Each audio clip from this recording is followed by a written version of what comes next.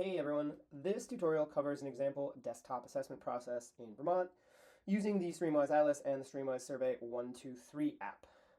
So one of the first things we want to do, we want to go to the Streamwise page, we want to go to the Assessors page, and we want to bring up the Atlas. You can scroll down and just do that right here. So here we go. We've already covered the basic tools of the Atlas. Let's just have that open. The other thing we can do here is we can actually open Survey 123 on our phone. So you can see over here, I've got this screen where Survey 123 is open. Notice I'm on the sign in. So after you've downloaded Survey 123, sign in with your ArcGIS Online credentials that you shared with Streamwise, or if you don't have those, you can use the credentials that you got from Streamwise. So we'll just do a quick sign in here.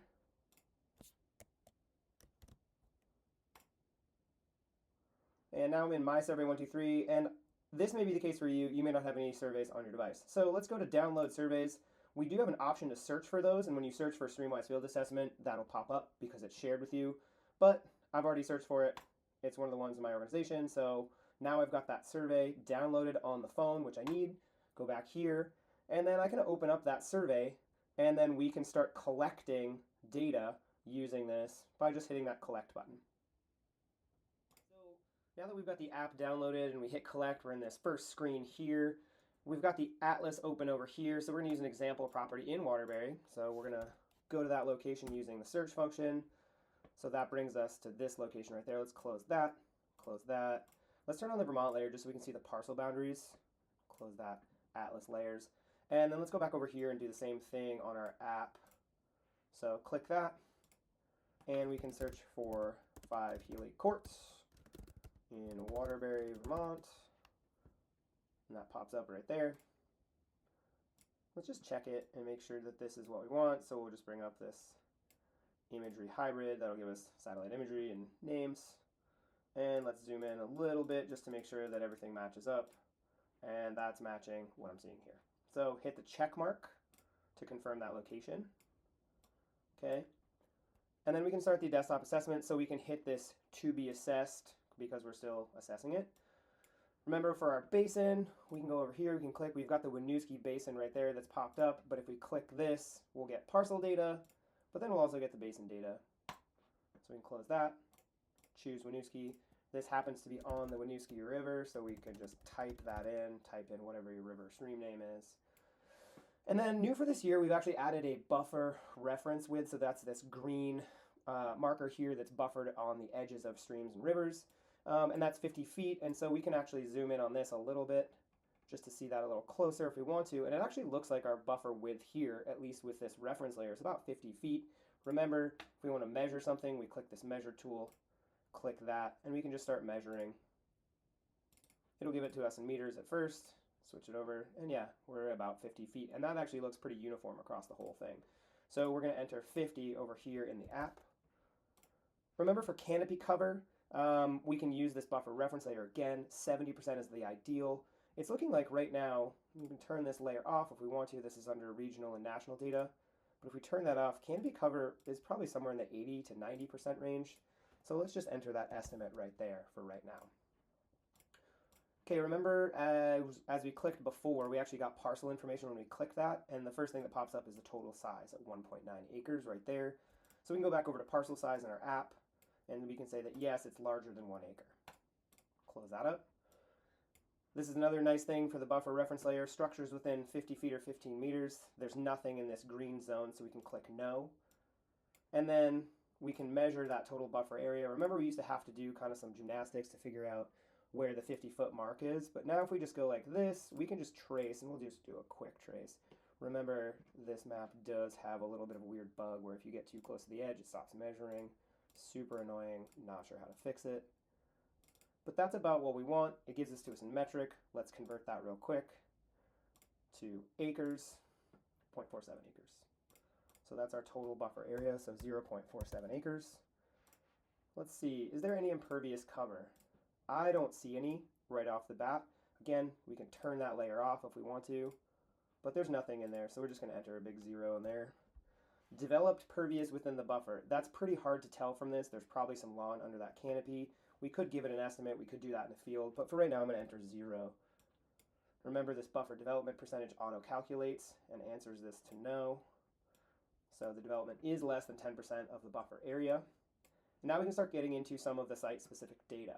So for this, we can actually turn on our Vermont layers, and we can go to hydrologic soil groups, turn those on. And there's a couple ways we can determine what these are. Hit our legend, and that shows that we have soil group A, and then it looks like we have soil group B. We can also just click these shapes. Remember, it pops up parcels, but then it also tells us soil group A. Click over here, soil group B. Close that up real quick, and let's hit A and B in our app. Not working in Quebec right now. Is this a mapped floodplain? Turn that layer back on, go to your layer controls. We can turn off this hydrologic soil group, and we've got a couple options here. We do have river corridors and 50-foot setbacks, and we can see that this whole property is within the river corridor. But that's not exactly what we want. What we want is floodplain. So let's turn that off. Go to regional and national data, and we'll turn on the USA flood hazard areas, and we're definitely within a floodplain here. So again, clicking those shapes shows that we're in the special flood hazard area, and then we're also in this 100-year floodplain. So we can hit that yes, it's a mapped floodplain. We can hit 100-year. We can hit other for that floodway if we want, type a note. And then we can determine wetlands. And so we have a couple ways to do this. There is some regional and national data for wetlands, USA wetlands. Let's turn off this buffer reference layer just so we can see that. And we can see over here we do have this USA wetlands layer that does pop up. Nothing on the property, so we can turn that off. We can go back to Vermont data. We do have wetlands over here as well. Notice that they're the same. They draw from the same significant wetland inventory. But there's no wetland on the property. Intermittent streams is a layer that we've also added. That's under this regional and national data under NHD streams. And so we don't actually have an intermittent right here, but if we were to zoom way out, we can start to see that we do have all of these streams up in these areas here. And we can eventually find a little dashed line that shows an intermittent stream. Notice when you zoom way out, you lose them. But just wanted to show you that here's an example of an intermittent stream. You see that dashed line through there way up at the top of Middlesex Notch. So that's an example of one of the intermittent stream types that we do have. So let's go back to our property over here.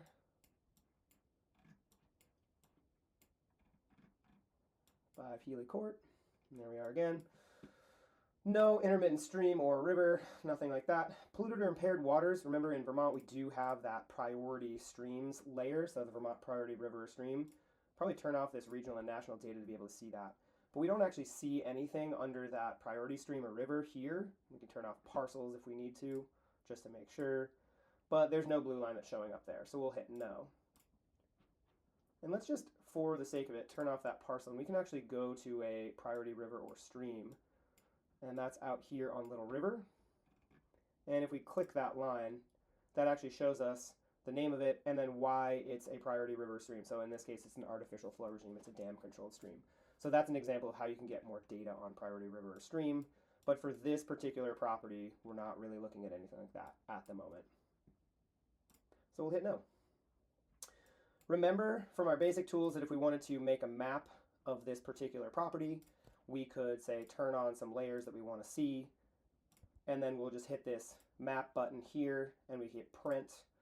This does take a while, but ultimately it'll generate a map for you, and then you can go back over to your app, use this little paperclip to attach that file, and that becomes part of the record, and hit any notes in here that you think you want to add for your assessment.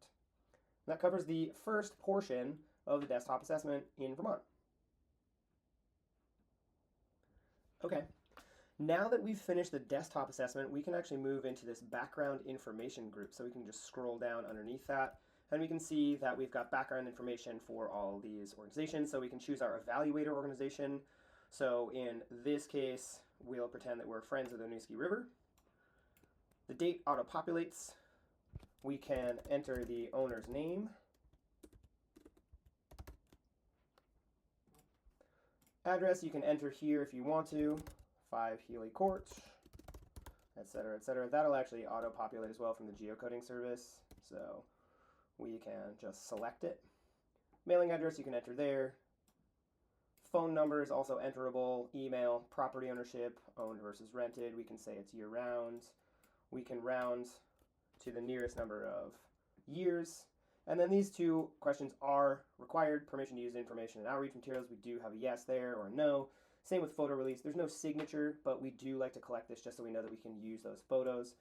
Social media photos, it's great to get a picture of the property, a picture of the owner if they're willing. You can either take a picture using the camera if you click this icon, or upload a picture using this.